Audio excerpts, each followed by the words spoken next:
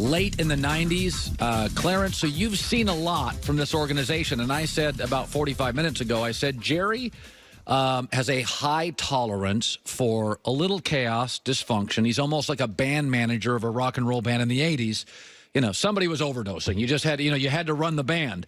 The Cowboys in your time have rarely been stoic. There's always been noise. So you're probably not surprised by his handling of the Zeke situation? No, I've seen a lot. Haven't seen any Super Bowls.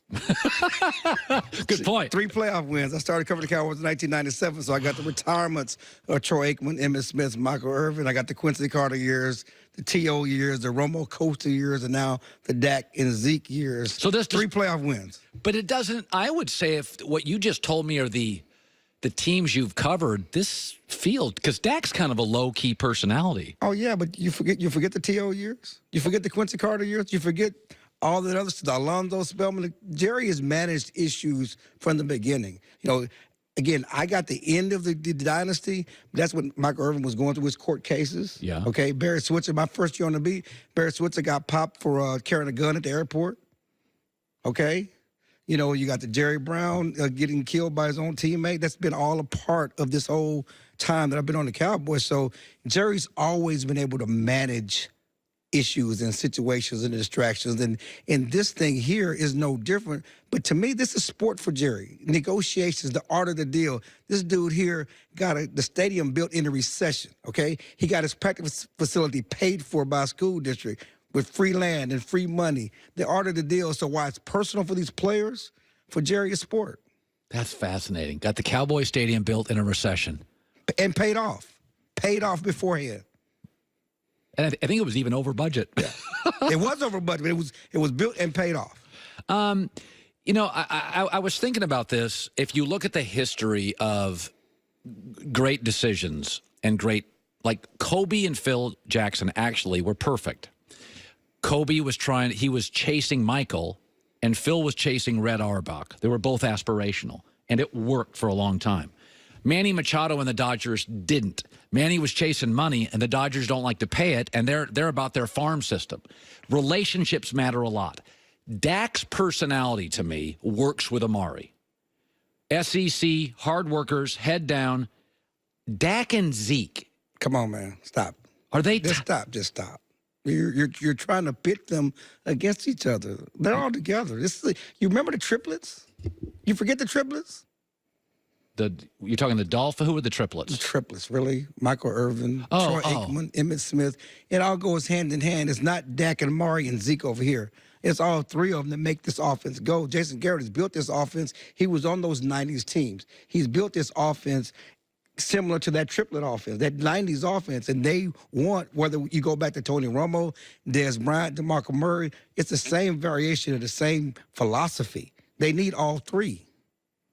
And they'll get it done. They will get it done. That's the plan. You know, the thing about the Zeke hold down, I know you're going there, but at the beginning of the offseason, Stephen Jones said, we want to pay Dak. We want to extend Dak. He deserves it. We need to extend Amari. Both of them are in the last year of their contract. Zeke was going to be the one left hanging, okay, because he has 2 years left. So I said, we can kick Zeke down the road, and we can do him next year. Well, Zeke wants to be done now. He's a running back. He's in the prime of his career. He wants to get to maximize his earning this year. He held out, and now the Cowboys are addressing his contract. So that's the goal. That was what he was trying to do. That's what's getting done. They're addressing Zeke now along with Dak and Amari. Now, Dak's not going to take a pay cut, nor should he. I mean, what do you think it ends up being? I mean, it has to be 30-32. I mean, just based on what everybody else is getting, based on what Carson Wentz is getting and has gotten. Who represents him? CAA, Todd France. Dak Prescott, and he does the right thing, says the right things, perfect leader for the Cowboys, sets the right tone, but he's not a dumb man. He had a small-time, small-town agent when he came out of the draft. Out of fourth-round pick, got us Shreveport. He changed agents last year, before last season, to Todd France and CAA. He didn't do that to take less money. CAA doesn't take less money. Yeah, I'm represented by them. I love hearing that. See, I mean, Well, maybe not. You don't go to CAA and take less money. Yeah. We've talked about this. I think it was Thursday. Joy and I were laughing. everybody always tells me they're cool on Jason Garrett, and everybody said, Dak's overrated. And I said, well, you guys, Dak's got the second most wins to Tom Brady in the last 3 years. One of these guys has to be competent. Because if you look at who made the playoffs last year, we either loved the coach, the quarterback, or both. New England, New Orleans. But I'm always hearing Jason Garrett's meh, and then Dak's overrated. And I'm like, folks, you can't be second in the league last 3 years in wins when you got a C-minus quarterback and a C-plus coach. When you're around the Cowboys, like you are, Clarence, with Jason Garrett, the national perception is, hey, he's weak. Okay, I'm not in the belly. You tell me how he plays in that room. They love him. They love him. They play for him. Now, you can say what you want about him clapping and appearing to look weak and certainly appearing to be a puppet of Jerry Jones. Jason can handle Jerry because he's been around Jerry since the 90s. But those players, they play for him. Understand, they don't quit on Jason. They may not have always finished the seasons great and done what you want them to do in the playoffs, but they don't quit. They were 3-5 last year, okay? They didn't quit on Jason. You go back to a few years ago, even when they were the 8-8 Cowboys, when a teammate shot another teammate, Jerry Brown died during that season, they still played hard to the end and were in it to the last game. They don't quit on Jason. They never quit on Jason. These players don't quit on Jason. So that's what he has going for him now.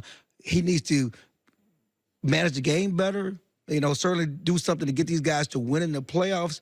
But the players love Jason, and you listen to them, you talk to them, they speak what he speaks, they says what he say. Whatever comes out of his mouth, it comes out of their mouths in the locker room.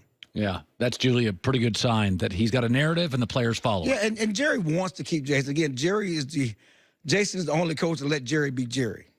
But when you talk about choosing one or the other, Jerry's made it clear that we want Dak for long term.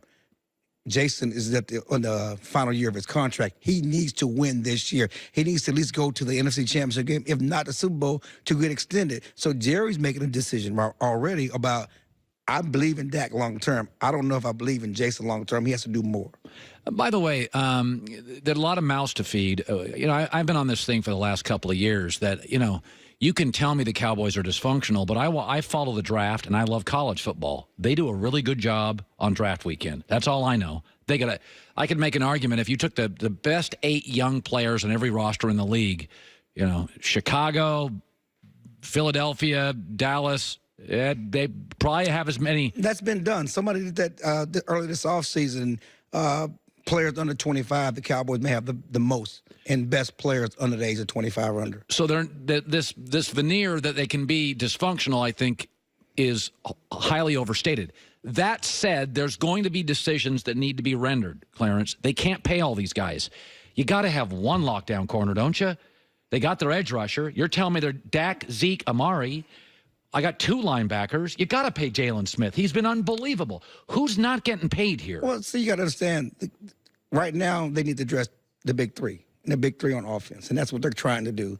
Jalen Smith can be a restricted free agent after this season, so they really got him for 2 more years. They can kick that can down the road, hopefully. Of course, they thought they could kick Zeke down the road, but, they got 2 years to address Jalen, 3 or 4 years to address Leighton Vander Esch. The issue is, what do you do with Byron Jones? He's coming off a Pro Bowl season. He is your quote-unquote lockdown cornerback, but he had hip surgery in the offseason, so they need to see what he does coming off hip surgery. Keep in mind, they have Chris Richard, the brilliant architect of that defense who knows how to develop corners. He drafted Mike Jackson out of Miami. This team is loaded in cornerbacks. They may decide move on from Byron Jones or franchise Byron Jones and see what they have with those young guys developing. They also can draft a cornerback the next couple of years. But right now the focus is on these big 3. Get those 3 done. The Cowboys have room under this year's cap and have $75 million in room on the next year's cap, and it's still going to go up another $10 million. So they can get these guys done. And in this day and age, Stephen Jones says the philosophy, you're going to pay a small part of your roster, the biggest part of your salary cap, and then you have to fill in with the draft. You talked about their ability to draft young players, keep filling in with draft picks and stuff like that, and also sign guys to 1-year deals like Randall Cobb, like Robert Quinn. Good seeing you. Great stuff today. Thank you, man. Continued success. Watch on Twitter. Your family. Things are going well for you. Love it, man. Now you just got to show up in January, win playoff games, and get a free trip to Miami. Clarence Hill, Joy with the News. No.